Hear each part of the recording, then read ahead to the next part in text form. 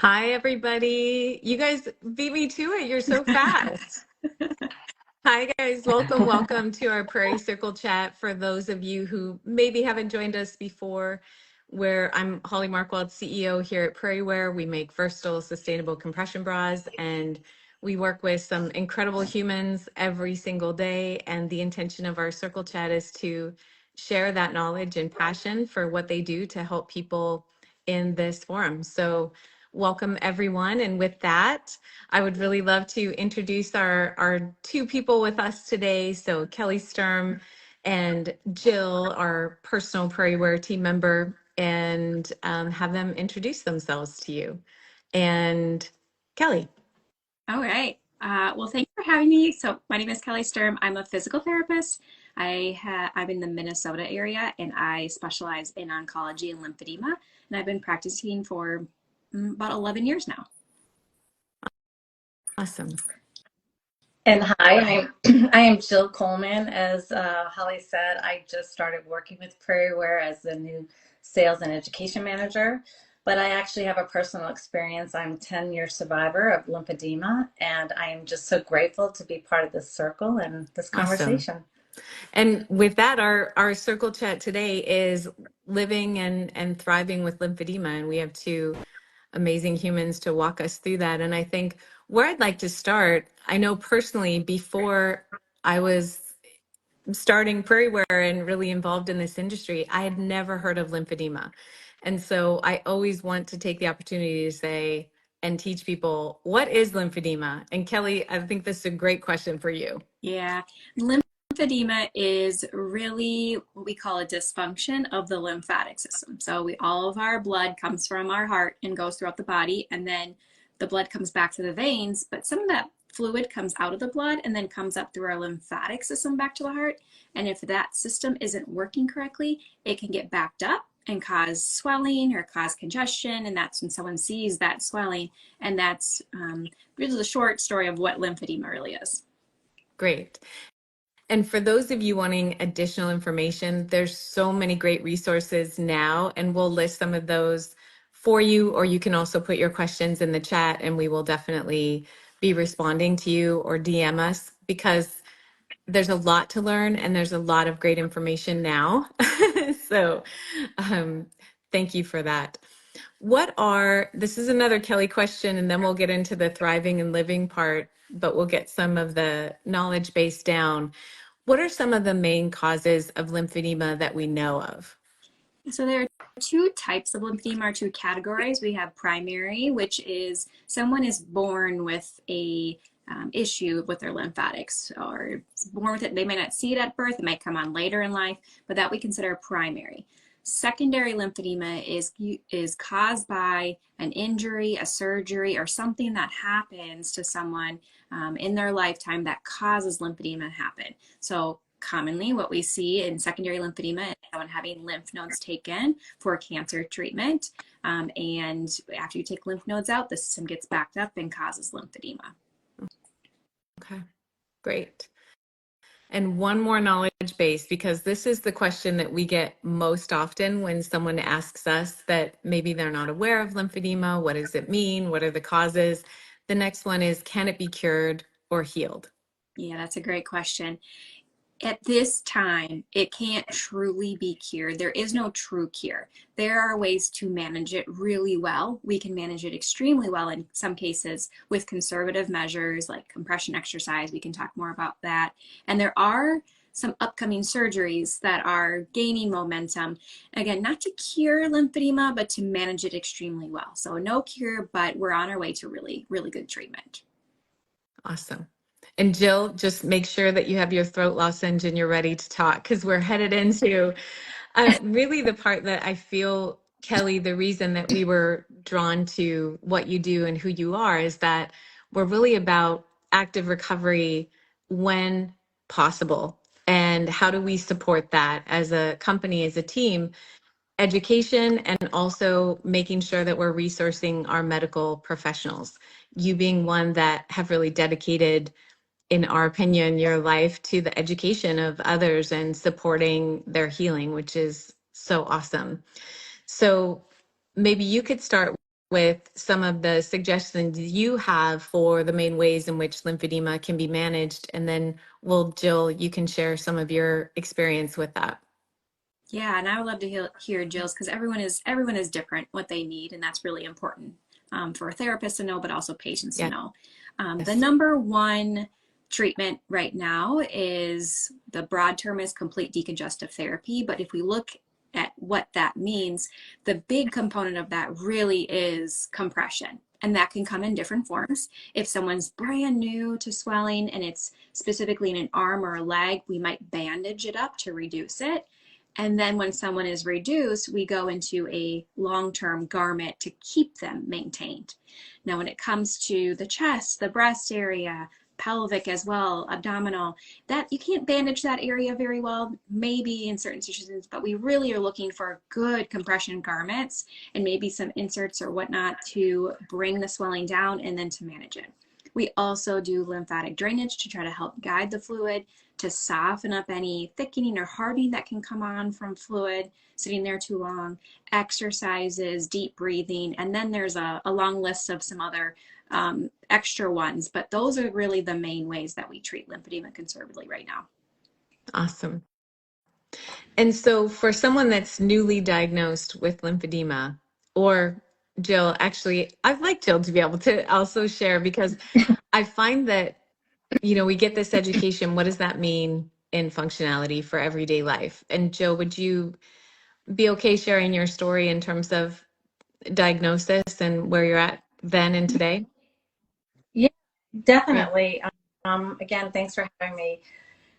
So I'm 10-year breast cancer lumpectomy, did radiation. So I'm definitely a secondary lymphedema patient, but no one diagnosed me with that. So I've been living with it for the last 10 years up until about a year ago, when I kept going back to my doctor, and there was no lymphedema specialist at the hospital I was dealing with.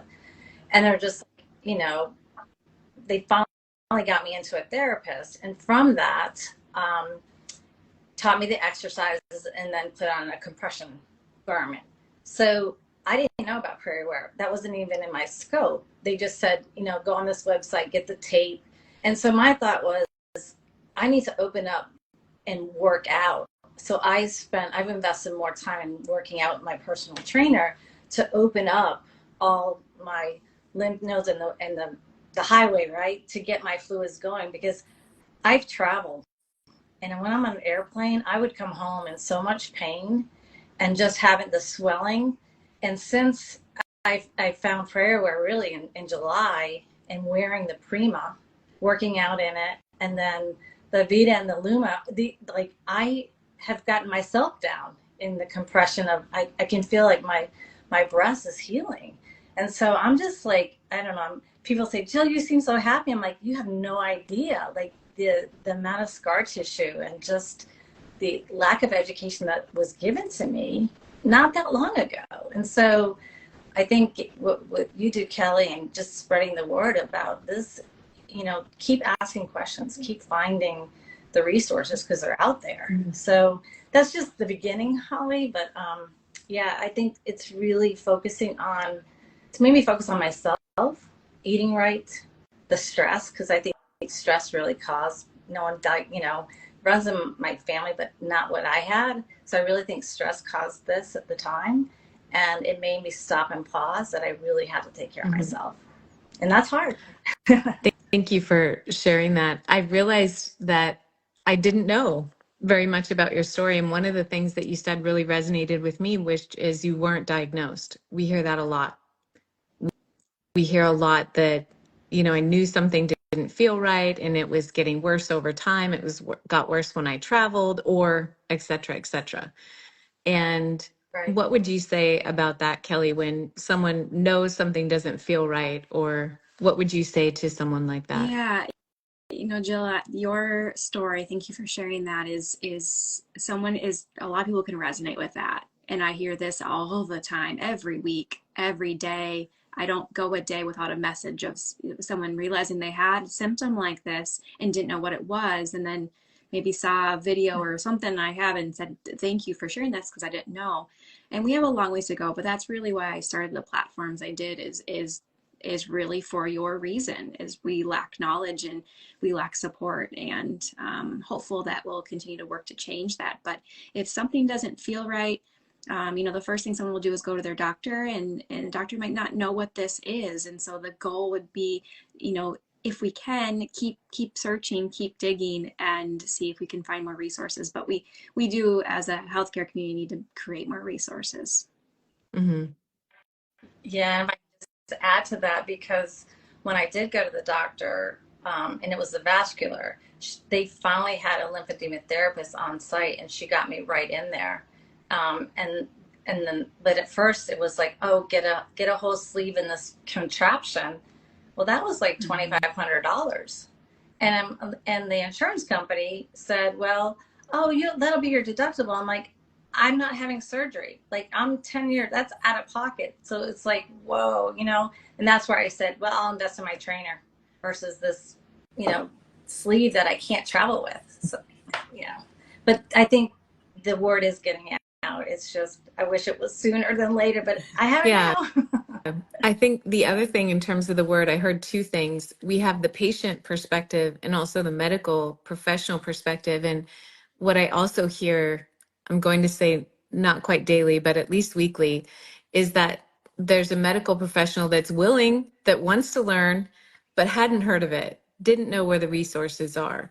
And that's another thing that I think is changing. And Kelly, you and Elise and a lot of the people that we met at Power. So shout out to the Power Symposium. Thank you for shining so much light on this topic specifically, but really changing the access to information for medical professionals.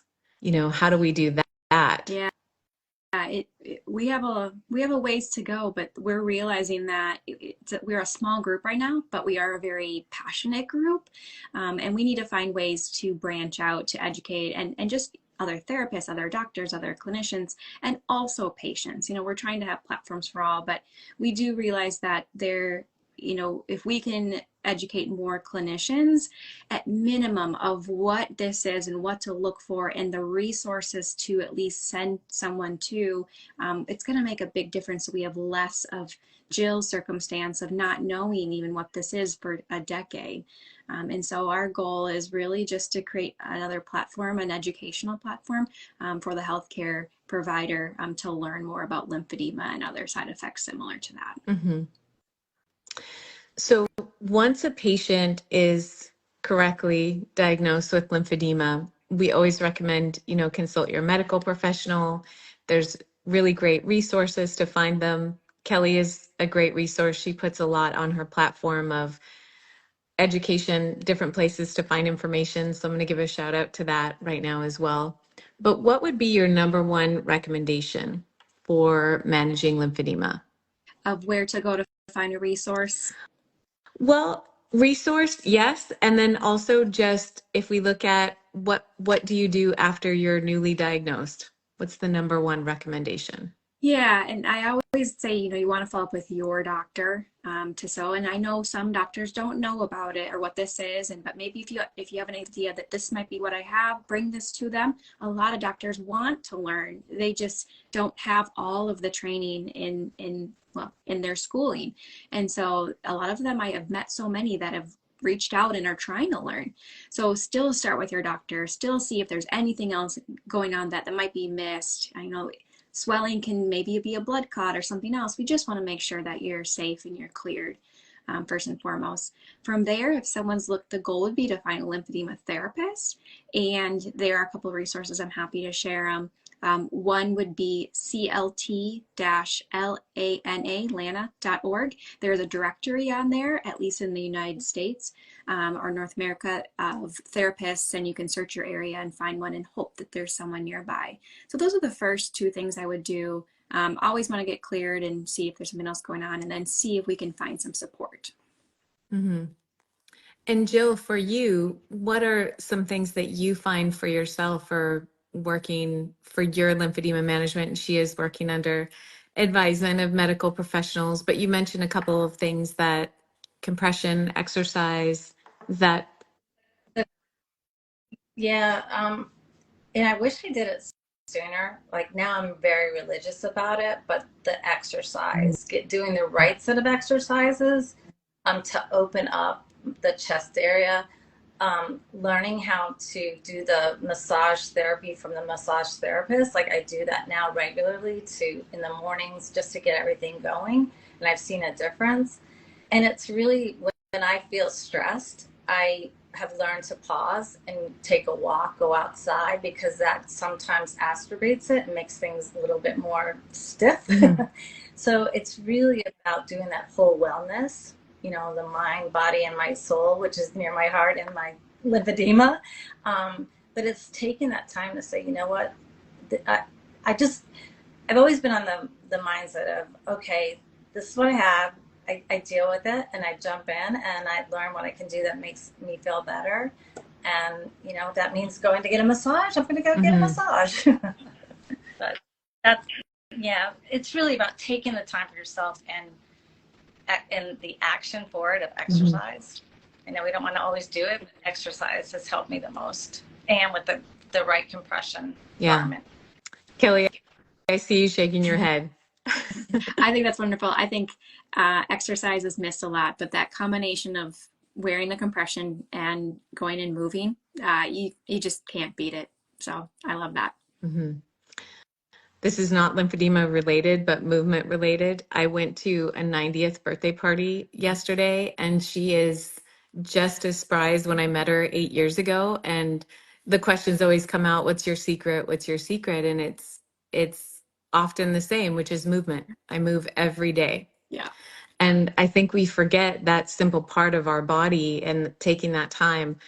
And maybe we don't forget, but we think we don't have time. And I always liken that to things that you really want, you make happen, regardless of time or finance. And I think those are those times to kind of re-engage what are you trying to achieve. So movement, agreed. I really hear that. What are some other things that we can share with people in terms of lymphedema management that we could talk about today? I think another one, if we look specifically at the chest wall and the upper extremity, I think we talked about lymphatic drainage, but the other piece that we don't talk about in lymphedema therapy as much, but really getting into a little bit what Jill's saying, more of a massage technique. And what we're doing as therapists is softening the tissue, because that tissue can get thick or hard, and that will clog the lymphatics even more. So it's the combination of the movement and the compression, and also just looking for those areas that need a little extra support or extra love. You maybe put a little compression piece inside a compression garment, something like that. I think is a key piece if someone hasn't gone that route. Awesome. Another thing that I was hearing about somewhat for the first time was nutrition specific to inflammation and lymphedema management. What can you share with us, Jill and Kelly, on that? They are finding more that there is an inflammatory process that's happening. They don't know, there's not a one specific diet right now that is like, this is the one to do with lymphedema. They're really looking at what brings down inflammation, and that might look different for for different people, or an anti-inflammatory diet would be a good place to start. So they're looking more and more at that, and it makes sense. It's definitely a piece of the puzzle, and I really like what Jill said about stress management with that, and sleep and diet. Those lifestyle pieces, they really do play a role in our health overall, and can definitely play a role with lymphedema. And if I can add to that too, I think when I drink enough water makes me feel better. The whole body, like I don't feel as bloated, believe it or not, and I feel like the toxins are getting out. And I can tell when there's times when you don't drink enough water and you're eating, like especially traveling, you're eating out, you're doing this, you're doing that, and that will make it feel worse. But the increase of water intake, I can hear my mom, God rest her soul, water, I have to drink water. I'm like, yeah, water helps, so that would be another consideration, recommendation for me. And, to myself, I've got my water glass right in front of me. Yeah, you're on to that, Jill, because if you actually are dehydrated, it will actually make your lymph nodes swell. And that will clog it even further. So you're dead on. You learned it yourself, but water does, and staying hydrated does make a difference too. Thank you for the comment. I'm watching the chat scroll as well. And the other comment that came up is deep breathing. You know, I think taking those times, that sort of ties into stress and body awareness, but deep breathing, meditation, this is also something that I've been hearing in terms of lymphedema and specific stress management. Yeah, from a health care perspective, there are some research studies that have been done about if someone just does deep breathing, if they have mild swelling in their chest or their arm, it actually will improve it. And that's because all of the fluid in the body goes into the abdomen to get back to the heart. And so getting the breathing and the movement there can get everything flowing as well. So absolutely. Wow. I had not heard that. Yeah. Thank you for sharing that. I think this is why we bring people together, you guys. We always learn new things. And I think one of the things that I also heard a lot in this last week at Power is just that feeling of being invisible when not being diagnosed, living with pain, and what that translates into. And so what I am thankful for is having this opportunity to say, ask the questions, here's some platforms to find information. You know, there's so much education now available. And Kelly, you mentioned you mentioned one of the resources. Are there also some links on your Instagram or on your YouTube channel? If you guys haven't checked out Kelly's YouTube channel, it is really amazing. There's a lot of topics that cover a lot of areas, and does such a great job. Where would we direct people to find additional information, whether medical professional or patient? Oh, that's a long list. That's long. Okay. I'm blanking. Learn is a lymphedema national program here that really has done a nice job of compiling all of the different schools where you can look for lymphedema therapists, talking Yes. about getting insurance support or looking through that, getting diagnosis support, community support. Yes. Yeah, there's a lot of things in there. I really like Learn. It's the Lymphedema Network, and that would be a good place to start as well. Awesome. Thank you. And the ASTM tools. Yeah, those are great too. I have a couple of videos on that. So they are, if someone's heard of Graston or Hot Grips, those are kind of the brand names, but they're tools to help soften and tissue more on the upper layers of the skin. You have to be very gentle with them because they can be harsh too. So it's definitely important to work with a medical professional just for safety. But those are another tool. I saw cupping get thrown in there. I use cupping for some areas, tightness, scar tissue, anything that might be also clogging the pathway. So yeah, a lot of other good ones to add in there. And as Jill mentioned, though, it really comes down to individual person and trial and error and finding what works best for you and what makes you feel best. Yeah. I think that's what I hear as a continuum is find what works best for you. And that's going to be different for every person. And also your treatment is very specific to your medical professional support, their understanding of your medical history and all of those great things. So I think that's really important. And I can tell you that when I left the room filled with hundreds of people that were dedicated to being trained and learning about being a certified lymphedema therapist, there were all those hearts that just want to make the world a better place and to help people relieve their pain and manage their lymphedema. Like truly. Jill, I see you smiling because it really it was like filled my heart. Yeah. Yeah. And I've been telling the story too. People are like, man, Jill, you look so happy. And I'm like, you have no idea. I just came back I've been in the apparel industry for a long time, different associations, different meetings. This was so different. The love and the caring, and everybody was there for the right reasons. There was vendors, suppliers, doctors, everyone. And it's like, I learned so much, like, where has my head been? I've had lymphedema for 10 years, Jill. And like, where have you been? Not to continue to ask. And there's so much going on, and it's just so exciting. And so I'm so hopeful, like I'm not gonna have to, I'm living with it, but it's not defining me. Now I have relief, and I'm just excited about just being there, and a lot of laughs, a lot of tears, but joyful tears, and just a lot of new medicine and new things coming out that I was never aware of in this realm. So I'm so grateful for that. Yeah, great meeting for me. Yeah. That is so true. There was just so much talent, also like so much incredible knowledge and talent in this group of people. Some of the speakers are just, I mean, dedicated their lives to helping people diagnose and manage and thrive with lymphedema. Just incredible. We met. And Sorry. if they found, Yeah. sorry, Holly, like one couple from Arizona, they had a case that they never dealt with, but they said, no, we're going to help. We're going to figure this out. We're going to get the research, and we're going to help this person, this little child. And they have, and it's like, those are the stories and the dedication that is like, wow, you don't see that all the time. Yeah, that was two therapists who hadn't worked with lymphedema before, but they're a rural location, and there weren't a lot of resources for this young child, and it was amputation or physical therapy.